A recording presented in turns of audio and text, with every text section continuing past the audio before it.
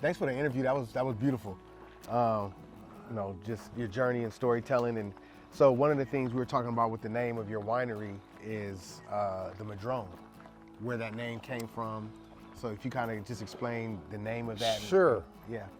Smith is not a great Southern European wine name. And Smith Winery, even Charlie and I wouldn't want. Okay. And my best friend said, well, look, there's you got Madrone trees on the property, and there's a Smith Eau Lafitte in France, so why can't you have a Smith-Madrone? Okay. And we're going, okay, that's cool. Okay. And in fact, right here is, you know, we got a couple. This is a pretty good sized Madrone tree. They're indigenous to the western seaboard from more or less central California at the southern edge of the line going up to the Canadian border. And they're a hardwood.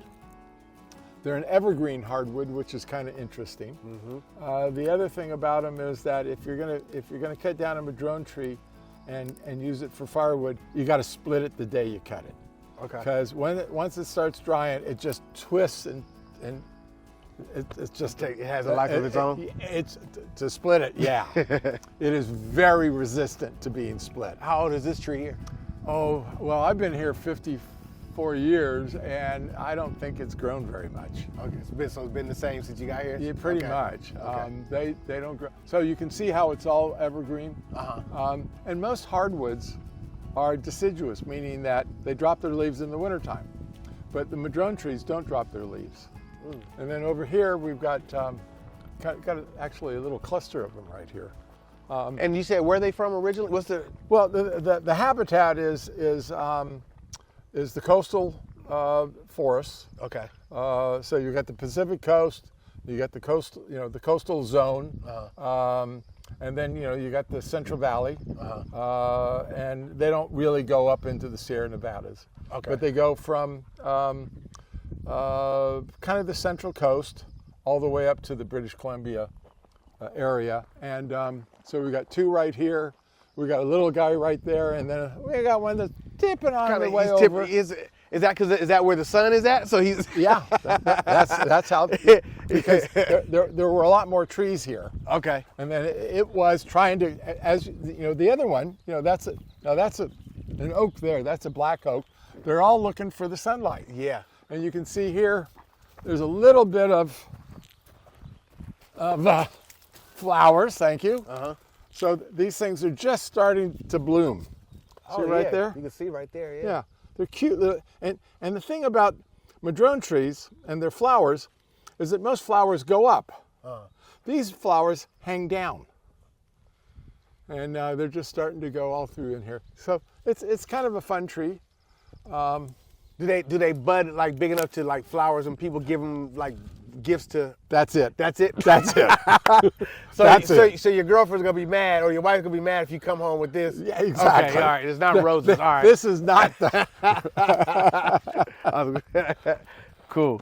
Like I say, they're a nice tree, and again, with a name like Smith, you got to do something with it. Yeah. I get it. Yeah. And there you can see up there. There's a cluster that's almost in full bloom. Oh yeah, I can see that. Yeah. That's nice. So it's kind of cool. Yeah, cool. Thank you, man. Yeah. All right.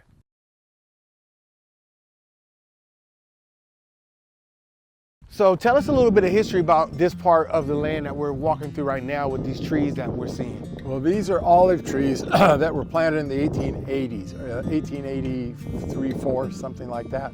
So they're a good size age, and the reason they're so tall is because as the vineyard was abandoned, the Douglas fir trees grew right up through them. So where this was, and all of this over here, which is now Chardonnay, this was all dense forest. Okay. And in fact, I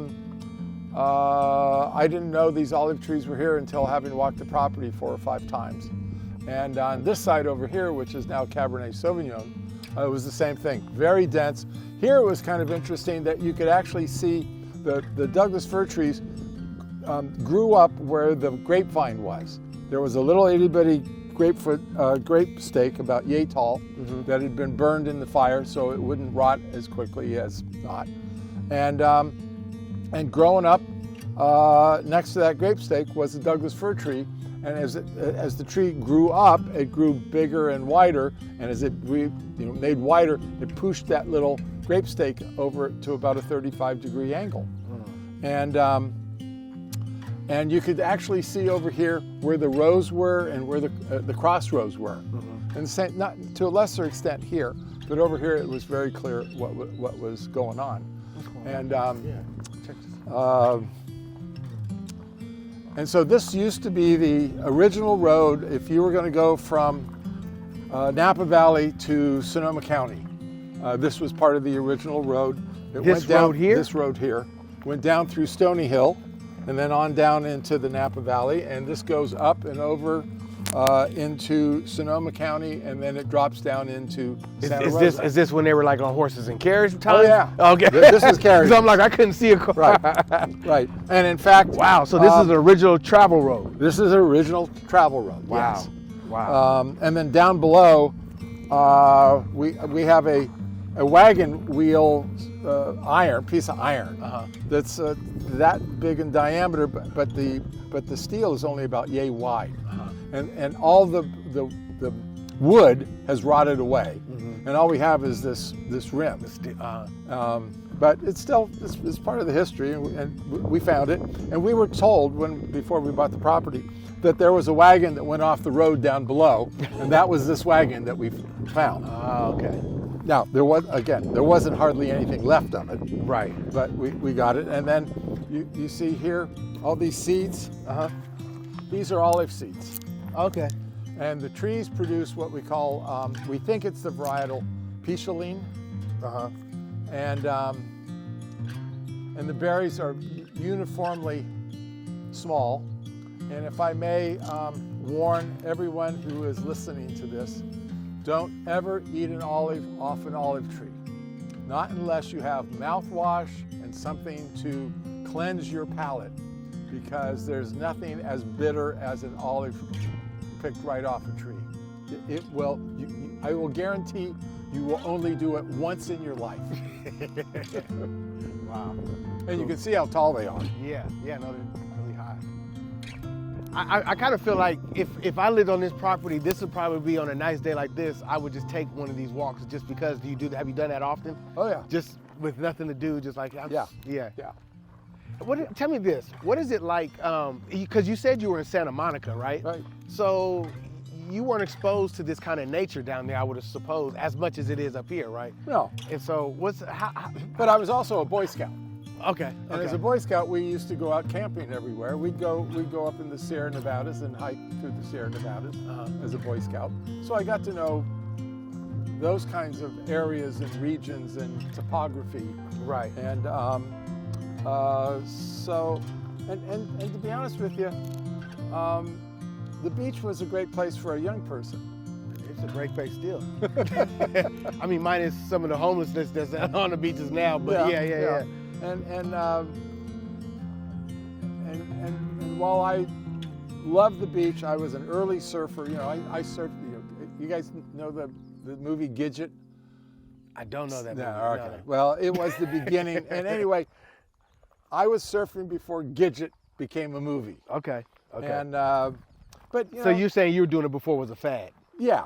But it wasn't something I could keep up because it was you had to get somewhere, and as a kid, you always had to rely on somebody else's mother or father to get you to there because you had a board, and anyway. Yeah. So I don't, I like going to the beach once in a while, but my allegiance is to the forest. Yeah.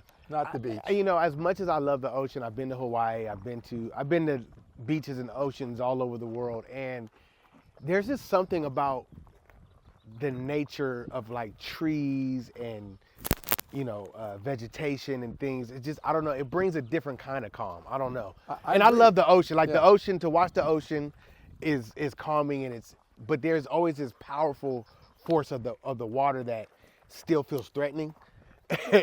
But when I'm in these type of environments, my mind is just, I feel like I could just clear out for days, and if I didn't talk to anybody, I'd be okay. I love the mountains. Most of my adult life, I've been a whitewater canoeist. So I've canoed the Grand Ronde, the Rio Grande, the Trinity, the Klamath, the Middle Fork of the Salmon. Yeah. And now I'm too old. I enjoy everything for what it is. I asked my grandfather one day, because my grandmother used to always hound me about eating healthy so you live long. And so I asked my granddad, I said, Granddad, if I eat healthy now, can I eat bad later? He said, no, eat bad now. So that's my advice to everyone. Take your chances, have your fun while you're young. Exactly. Because as you get older, you can't, you can't do it. I'm not advising you to eat unhealthy, but, enjoy life, basically.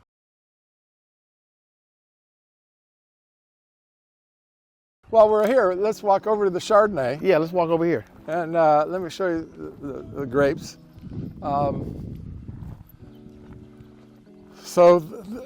This is, and if you look over here, this is Chardonnay, that's Riesling over there. That's Riesling, okay, that's what we were drinking, Yeah, exactly. So here's the plant, and I can tell without looking at, right here, this is called a petiolar sinus, and there are 5 veins, 1, 2, 3, 4, 5. And there's no leaf tissue at that vein or at that vein. And this is called being naked to the basal vein. Now on a lot of the leaves, pardon me,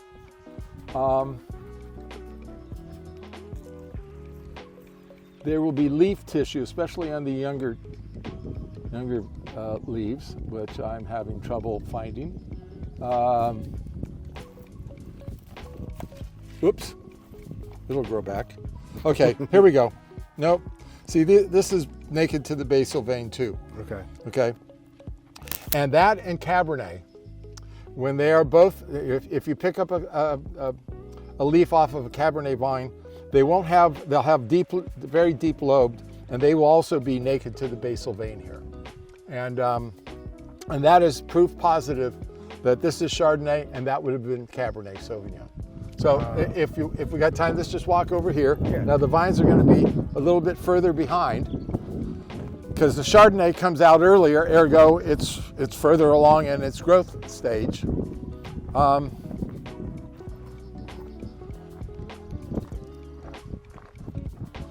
And the leaves are quite small, but let's just pick one here. Hold it down more so Yeah. they can be So here we have, there are the 5 veins, 1, 2, 3, 4, 5. There's the petiolar sinus in the middle. See how they're overgrown? Mm-hmm. Here's the Chardonnay, deeply lobed, naked to the basal vein, and here the tissue of the leaf is onto the basal vein. So this easily is a Riesling leaf, because also the backside has what we call tomentum. See, it's kind of like fuzzy, like a teenage boy's fuzz. Okay, mm-hmm. So that's tomentum, and the backside of the Chardonnay has no tomentum. See how it's nice and smooth? Mm-hmm. There are the veins, and these are just ways of telling which variety is which. Wow, that's interesting. And then see how the top is smooth here, or mostly smooth. Here it's kind of, I don't know, warty, is that a word? Mm-hmm. Rough, maybe. And that's just a defining area. Now here we have, these are the flower clusters. And normally what happens is that you have a flower cluster is a fruitful tendril. This is a tendril. See this little thing right here? Mm-hmm. That's a tendril. And that little thing right there. Yeah. So here's the flower cluster, and there's the tendril, and the tendril is an unfruitful flower cluster. So you look over here, and you have a little bit of the flower cluster here, flower cluster there. Here it's come over, and there'll be that'll turn into berries. This won't turn into berries. And if we come over here, so here's if you can get a good shot of this. See how there's two nice flower clusters? Yes. And they go alternating. So there's a flower cluster here and a flower cluster there. And then it skips. There's no tendril or flower cluster there at all, but there's a tendril. And then it skips again and another tendril. So it goes alternating, skip, alternating, skip, alternating, skip. And then that's what gives you your flower clusters. So here's a shoot that's a little bit longer. And it's the same, whoops. This one has only, oh, there it is. Two flower clusters. So we have the node, that's what it's called there, a node here with a flower cluster. Then there's a flower cluster there. It's on the alternate side. And then up here, it'll skip this node here. There's no tendril, but then the next node has a tendril. So there'll be a quiz afterwards. Hopefully I'll pass it. And then the other thing too is that when we started, Charlie and I would stand out here and go, okay, where do we want to work? You know, where is it comfortable for us to just stand all day and work on the vineyard, bend down a little bit or go up a little bit? And we discovered, you know, we measured it and it was like 38 inches, 38 to 40 inches. So this is called the fruiting wire because this is cane pruned vines. So this is the cane. This is the cane here. And what we discovered is that 38 or 40 inches is where we have all of our fruiting wires, because this is the area that we pick the grapes from. This is the area when we go through and sucker and pull things out that we don't want there. And what we don't want to do is to bend down all day long doing this on these vines way down here. It's like, that ain't gonna work for me.